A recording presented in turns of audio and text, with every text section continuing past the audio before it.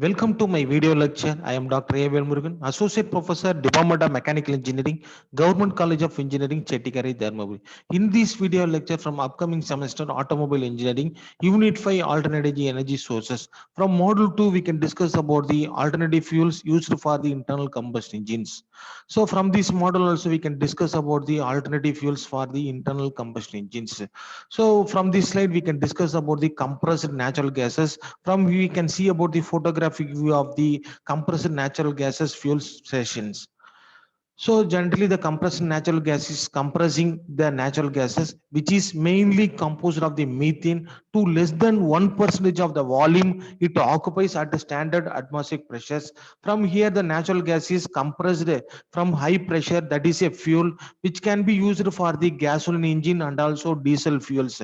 So generally the compressed natural gas is used in the both spark ignition engine and compression ignition engines.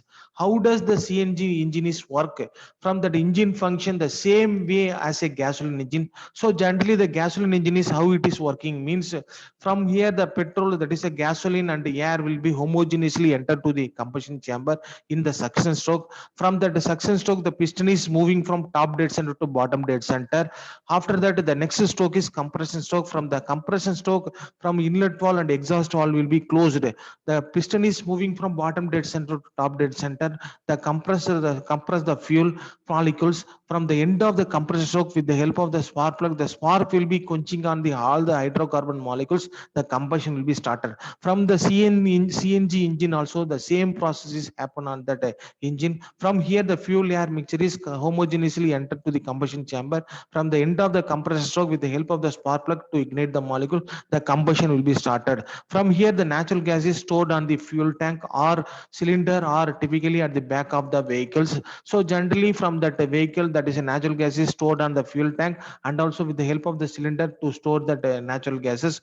After that the CNG fuel system is transferred from the high pressure natural gases from the fuel tank to the engines.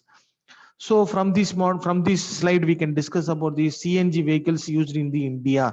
So generally, we can see about the photographic view of the CNG buses, CNG auto, and the CNG car. So from the before 10 years back, if using the hydrocarbon fuels in the internal combustion engine means they have omitted more emissions. So for that conditions that the government will be strictly ordered from the metropolitan city, we can operate only for the CNG vehicles only. So if using the CNG vehicle means compared to hydrocarbon fuels, the emission level will be very less.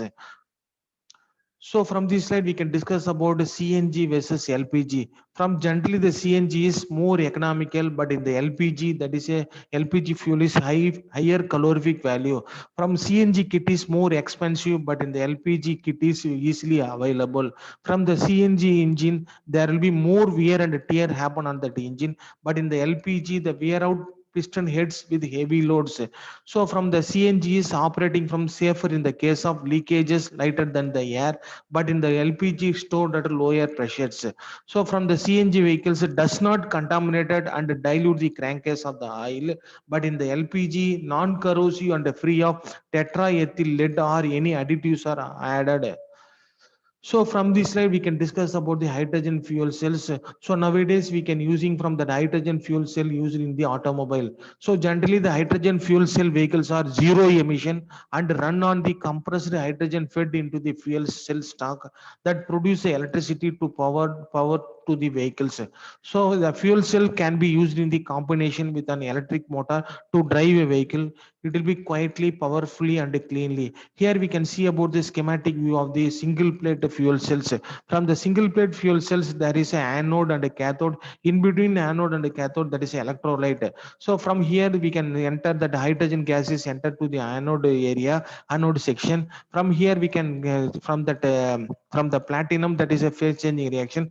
There will be from the positive and the negative orbit will be atom will be formed. From the positive atom is goes to the cathode area, but the negative atom is goes to the from the DC current. So for that process, from here from this cathode section we can send the oxygen.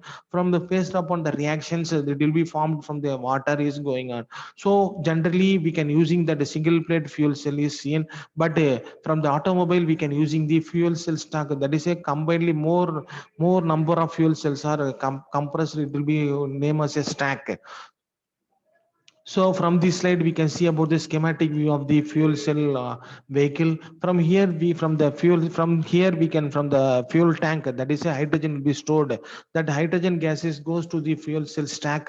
So from the electrochemical reaction will be happen after the electricity is produced and it will be stored on the battery. So with the help of the battery, we can rotate this motor. Motor is coupled with the wheel to operate these vehicles. So nowadays, so more various types of fuel cells are available, but in the commercially in the automobile we can using the hydrogen fuel cell vehicles.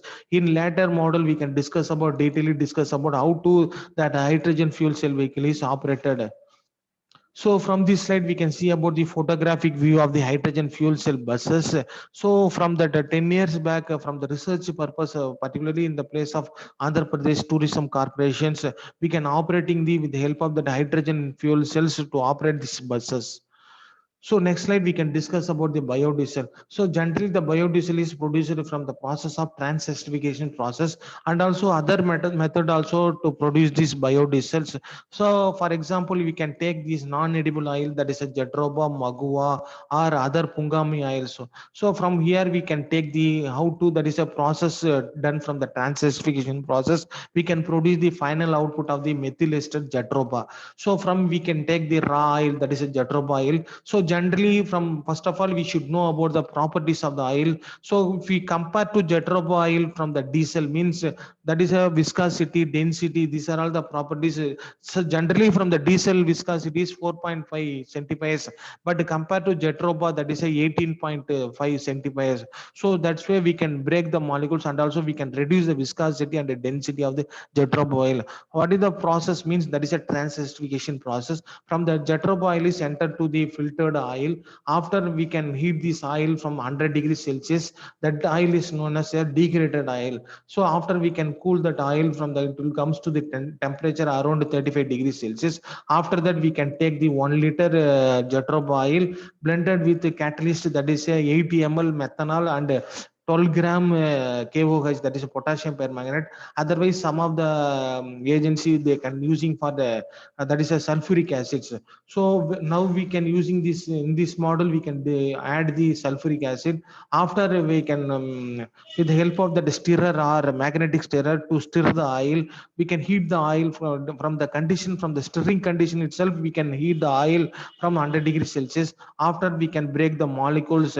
So after complete this process, we can fill that oil in the separator funnel. From the separator funnel, they have divided into two category. If we have low viscosity, that is low density, means the oil is present on the upper portion of the separator. If we have high density, means that the oil is present on the bottom of the separator. So from that upper portion of that oil is we can tell about that is a methyl ester. It will be shown on the yellow color. If we show the brown color, that is a glycerol. So before that, we can using that with the help of that water wash also. So why we have to using this water wash? Means because of we have, if we have that is minute particles of the glycerol is present. So that's why that is why we can remove the entire free fatty acids. So that purpose we can using the water washes. After completion of the water washes, we can heat from the temperature of 100 degrees Celsius. From the based upon the 100 degrees Celsius heated, means if you have any moisture is present on that oil, means it will be evaporating. After that oil is known as the methyl ester Jatropha oil. So how to prepare that biodiesel? Means as I told about Ariel, we take 1 liter biodiesel. So blend with biodiesel, that is a 100 ml the methanol and a 12 gram KOH. After we can heating and stirring that oil from the temperature of 70 degrees Celsius to 100 degrees Celsius, that oil is transferring to content in the settling vessel, that is a separator. After we can settle that oil is around 3 hours.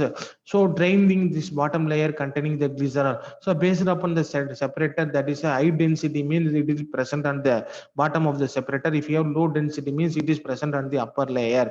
So from with after that, after completion of the process, with the help of the water washing, the top layer in the biodiesel, that is alkaline in this nature. So from 4 to 5 times we can wash the biodiesel, will become a neutral. So after that we can heating this biodiesel at the 103 degrees Celsius.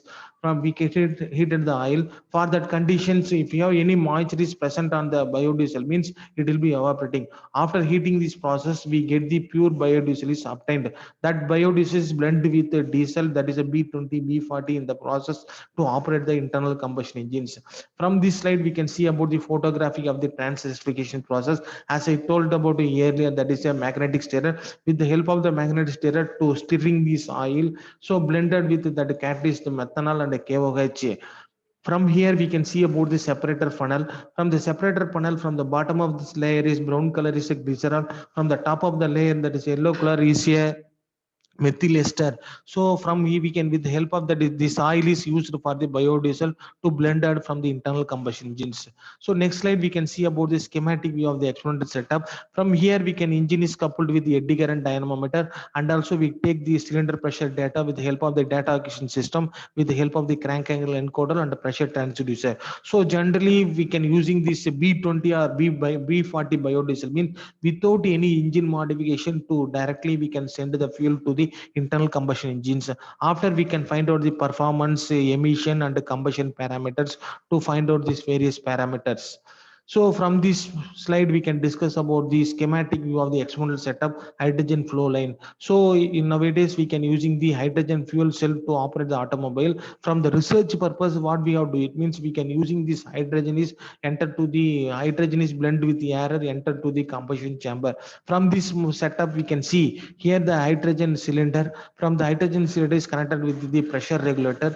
After that, from the safety point of view, that is a, we need not send the hydrogen is directly enter to the cylinder. So with the help of the safety point of view, we can using the flame arrestor and the flame trap and the flame trapper. So after that, then only that hydrogen is goes to the from the internal combustion engines. Because of, if you have any backfire will be happen on that inlet manifold, means so that is hydrogen gas will be highly explosive. So for that condition we can stop that, we can maintain the temperature. So for that condition we can using the flame arrestor and the flame trapper, and also we can using this gas detectors also. So if we have any gas will be escaping, means that alarm will be shown, that is a, we can control this gas flow. So from here we can using, from the research purpose only, we can using here the hydrogen is enter to the inlet manifold, and we can find out the performance, emission and combustion in this internal combustion engines. From here we can see about the photographic view of the hydrogen, what are all the components used that from that internal combustion engine. We can see this hydrogen cylinder. After we can using this pressure regulator, that is a highly precision pressure regulator. After that, from the safety point of view, we can using the water based flame arrestor, air based flame arrestor, flow meters. So from that, hydrogen is goes to the inlet manifold, means with the help of this safety point of only we can operating this hydrogen cylinder. So from the finally we can conclude using for the alternative fuels for internal combustion, means these are all the ecological acceptable energy sources that, unlike the fossil fuel, is does not release large quantities of carbon dioxide and other harmful greenhouse gases into the atmosphere. So it will be causing that global warming, rising temperature and the climatic changes. So there are many different alternative fuel options being developed right now. The in future is looking promising with many alternatives that are inexpensive, efficient and environment friendly. By making the right choices, further developing this technology, we have to power to save the planet. Thank you.